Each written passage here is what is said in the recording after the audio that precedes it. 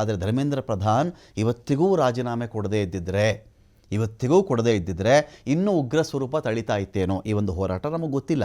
ಆದರೆ ಓವರಾಲ್ ಆಗಿ ನರೇಂದ್ರ ಮೋದಿ ಅವರಿಗೆ ಮುಜುಗರ ತಂದ ಇಡೀ ಕ್ಯಾಬಿನೆಟ್ಗೆ ಮಸಿ ಬೆಳೆದ ಸಚಿವ ಅಂತ ಈ ಮನುಷ್ಯನ ಹೇಳಬಹುದು. ಯಾಕೆ? ಇಲ್ಲಿ ಇನ್ನೊಂದೇನು ಗೊತ್ತಾ, ಕ್ವಶನ್ ಪೇಪರ್ ಲೀಕೇ ಆಗಿಲ್ಲ ಅಂದರೆ ಬೇರೆ, ನಾವ್ಯಾರು ಲೀಕ್ ಮಾಡಿಲ್ಲ ಹಾಗೆ ಹೀಗೆ, ಲೀಕ್ ಆಗಿರೋದಿದ್ದಾಗ ಇವನು ಕಳಂಕಿತ ಅಂತ ಇನ್ನೇನು ಹೇಳೋಕ್ಕೆ ಏನು ಬಾಕಿ ಉಳ್ಕೊಳ್ಳಲ್ಲ. ಆಗ ಇವನೊಬ್ಬ ಕಳಂಕಿತ, ಇವನು ಇಡೀ ಕ್ಯಾಬಿನೆಟ್ಗೆ ಮಸಿ ಬೆಳೆದವನು, ಇವನು ರಾಜೀನಾಮೆ ಕೊಟ್ಟಿದ್ದೇ ಒಳ್ಳೆಯದಾಯಿತು.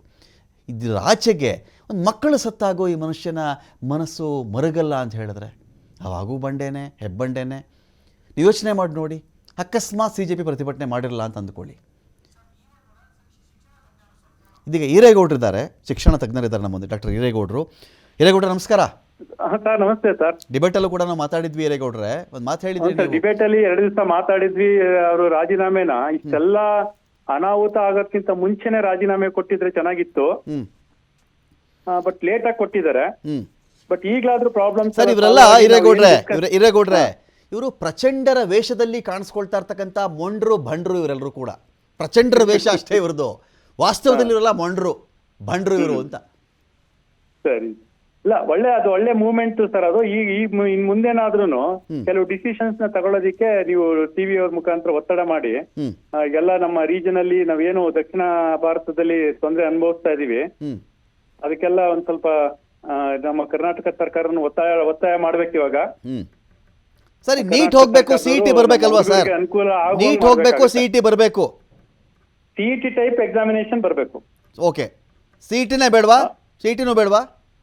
ಅಲ್ಲ ಸರ್, ಸಿಇಟಿ ಅಂತ ಅಂದ್ರೆ ಸಿಇಟಿ ಟೈಪ್ ಎಕ್ಸಾಮಿನೇಷನ್ ಅಂದ್ರೆ PCMB 4 ಮಾಡ್ಲಿ, ನೀಟ್ಗೂ ಅದನ್ನೇ ತಗೊಳ್ಳಿ, ಸಿಇಟಿಗೂ ಅದನ್ನೇ ತಗೊಳ್ಳಿ. ಓಕೆ, ಯಾವ ತರ ಆದಾಗ ಮಕ್ಳಿಗೆ ಎಲ್ರಿಗೂ ಅನುಕೂಲ ಆಗುತ್ತಲ್ಲ. ಓಕೆ ಸರಿ. ಮೆಡಿಕಲ್ ಸೀಟ್ಸ್ ಶೇರಿಂಗ್ ಬಗ್ಗೆ ಏನು ಹೇಳ್ತೀರಿ ಸರ್? ಉತ್ತರದವ್ರಿಗೆ ನಮ್ಮ ಕಾಲೇಜುಗಳಲ್ಲಿ ಯಥೇಚ್ಛವಾಗಿ ತುಂಬಿಕೊಂಡು ನಮ್ಮ ಮಕ್ಕಳಿಗೆ ಸೀಟ್ ಇಲ್ದಂತೆ ಮಾಡಿ ಅವರು ಫ್ರಸ್ಟ್ರೇಷನ್ ಲಾಬಿ ಮಾಡಕ್ಕೋಸ್ಕರನೇ ಇಷ್ಟೆಲ್ಲ ಮಾಡ್ತಾ ಇದಾರೆ. ಅವ್ರಿಗೆ ಜಾಗ ಕೊಡ್ಬೇಕಲ್ಲ ಅವ್ರಿಗೆ. ಉತ್ತರ ಭಾರತದವರ ದೊಡ್ಡ ಲಾಬಿ ಇದು. ಓಕೆ, ಹೌದು ಸರ್, ಇದು ಸರಿ, ವೆರಿ ಗುಡ್ ಮೂವ್ಮೆಂಟ್ ಸರ್ ಇದು. ಸರ್, ಜೆನ್ಜಿ ಬಗ್ಗೆ ಏನ್ ಹೇಳ್ತೀರಿ ನೀವು? ಸರ್ ಜೆನ್ಜಿ ಬಗ್ಗೆ ಮಾತಾಡ್ಬೇಕು, ಜೆನ್ಜಿ ಅಥವಾ CJP. ಸರ್ ನಾನ್ ಹೇಳೋದು, ಅದು ರಾಜಕೀಯ ಹೊರತಾಗಿದ್ರೆ, ಅದು ಹೊರಗಡೆ ಇದ್ರೆ it is A very good stand. ಹೌದು, ಕರೆಕ್ಟ್. ರಾಜಕೀಯ ಅದು ಏನಾದ್ರೂ ರಾಜಕೀಯ ಉದ್ದೇಶ ಇದ್ರೆ ಅದಕ್ಕೆ ನಮ್ ಸಪೋರ್ಟ್ ಇರಲ್ಲ. Okay, correct. ಇದನ್ನು ಬಳಸ್ಕೊಂಡು ರಾಜಕೀಯಕ್ಕೆ ಬರ್ತೀನಿ, MP ಆಗ್ತೀನಿ, MLA ಆಗ್ತೀನಿ, ಮತ್ತೇನೋ ಅಧಿಕಾರ ಮಾಡ್ತೀನಿ, ಆಮೇಲೆ ನಾನು ಹಗರಣ ಮಾಡ್ತೀನಿ ಅಂದ್ರೆ ಅದಕ್ಕೆ ಮೌಲ್ಯ ಇರಲ್ಲ. ಆಮ್ ಆದ್ಮಿ ಬಂದಾಗೂ ಹಾಗೆ ಅಲ್ವಾ ಸರ್ ಅಕ್ಸೆಪ್ಟ್ ಮಾಡಿದ್ದು ದೇಶ?